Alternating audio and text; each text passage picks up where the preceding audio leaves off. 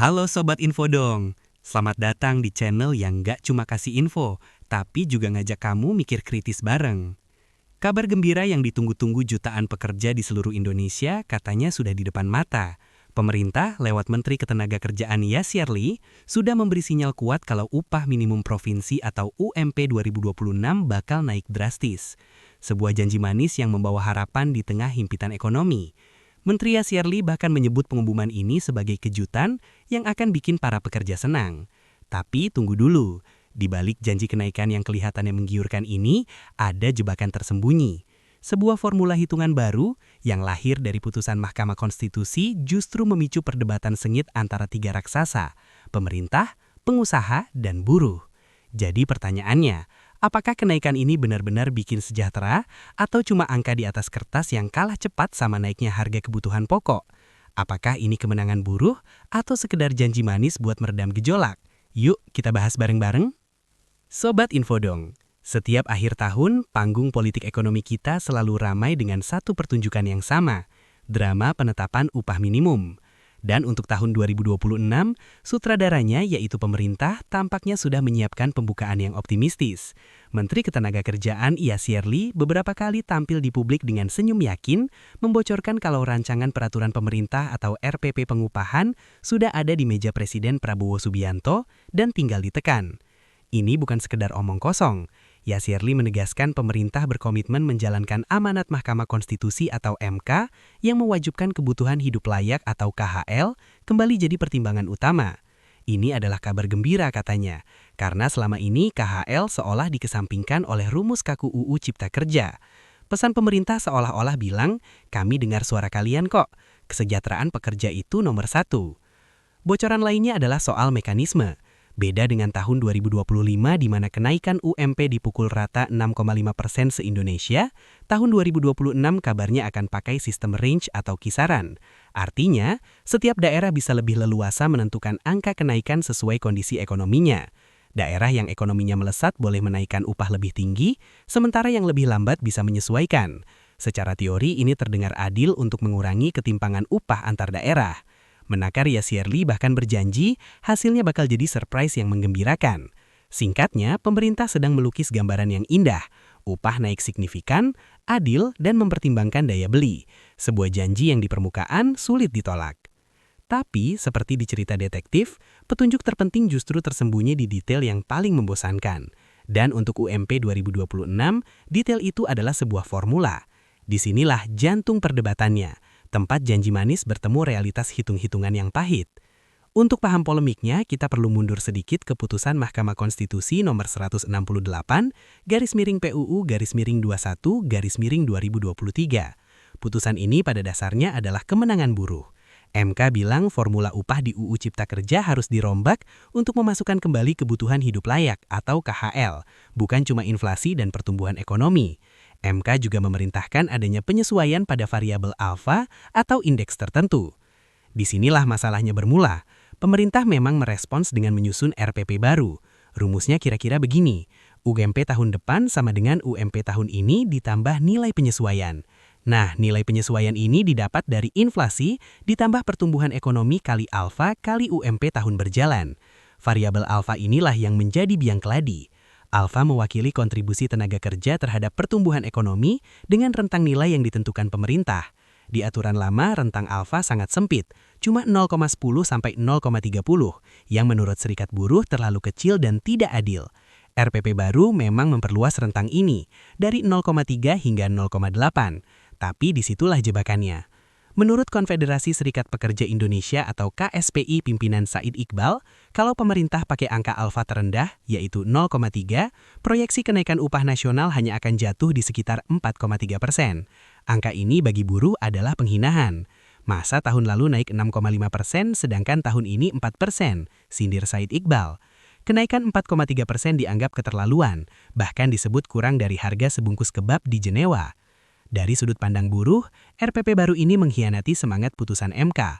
Pemerintah dituding hanya main-main angka, bukan benar-benar menjadikan KHL sebagai dasar utama. Lebih parah lagi, Serikat Buruh mengklaim pembahasan RPP ini cacat prosedur, karena diskusi hanya dilakukan sekali, sangat singkat dan tanpa pembahasan mendalam, membuat partisipasi mereka terasa seperti formalitas. Di sudut yang berlawanan ada Asosiasi Pengusaha Indonesia atau APindo. Bagi mereka, tuntutan kenaikan upah 8 hingga 10,5% yang diminta buruh adalah resep bencana. Ketua Umum APindo Sinta Kamdani menegaskan kalau penetapan upah harus patuh pada formula, bukan asal tebak persentase. Pengusaha merasa kondisi ekonomi belum pulih total. Kenaikan upah yang melonjak drastis akan memukul bisnis, terutama industri padat karya dan UMKM.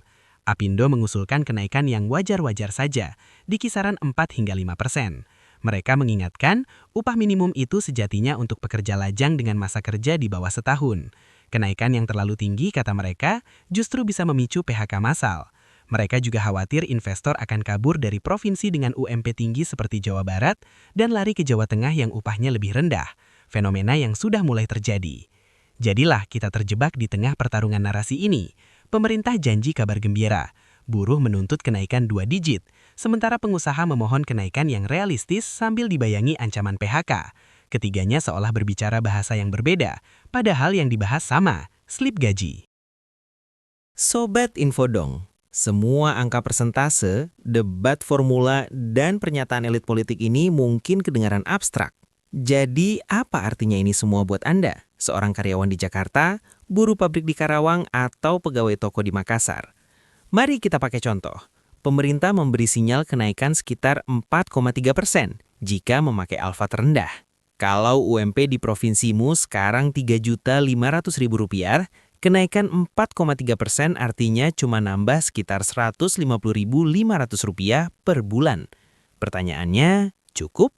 Harga beras saja dalam setahun terakhir bisa naik lebih dari 10%. Belum lagi ongkos transportasi, sewa kontrakan, dan biaya sekolah anak. Uang tambahan Rp150.500 itu mungkin hanya cukup untuk beli minyak goreng dan telur, lalu habis dalam sekejap. Daya beli bukannya nambah, malah bisa jadi makin tergerus. Sekarang, kita lihat dari kacamata buruh yang menuntut kenaikan minimal 8,5%. Dengan UMP yang sama, Rp3.500.000, kenaikannya jadi Rp297.500 per bulan. Angka ini jelas lebih terasa. Mungkin cukup buat menutupi kenaikan ongkos transport sebulan. Inilah alasan Serikat Buruh mati-matian berjuang. Karena bagi mereka, ini bukan soal kemewahan, tapi soal bertahan hidup dengan layak. Tapi ada sisi lain dari koin ini. Bagi pengusaha UMKM dengan 10 karyawan, kenaikan 8,5% berarti tambahan beban gaji hampir Rp3 juta sebulan. Angka ini bisa jadi setara dengan untung bersih mereka. Pilihannya jadi sulit. Naikkan harga produk dan resiko ditinggal pelanggan, atau kurangi karyawan. Inilah dilema pengusaha.